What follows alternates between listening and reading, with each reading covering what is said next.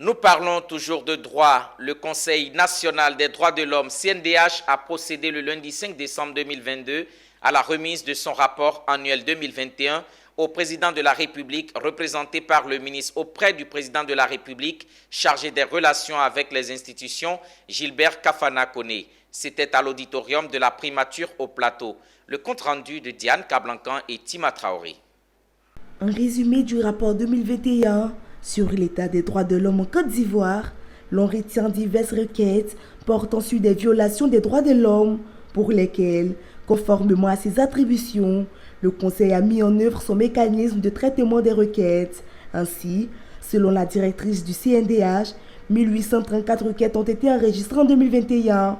Parmi celles-ci, 2033 cas d'atteinte ou de violation des droits de l'homme selon les différents types de droits sont dénombrés.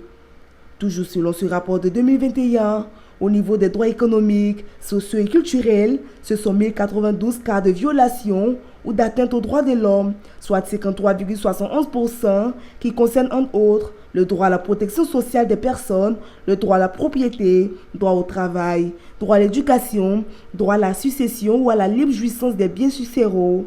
Ces quelques détails du rapport ont été donnés par la présidente du CNDH devant le représentant du président de la République. C'est au chapitre des droits économiques, sociaux et culturels.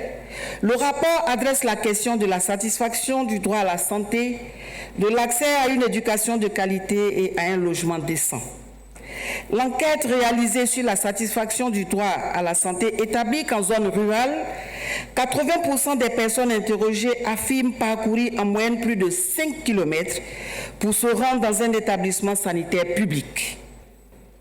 Madame la Présidente, je voudrais vous féliciter ainsi que l'ensemble de vos collaborateurs pour le travail abattu et surtout pour la qualité de vos travaux. Vous avez répondu aux attentes du gouvernement et surtout des populations qui souhaitent voir au quotidien leurs droits respectés ou pris en compte dans l'exécution des politiques publiques.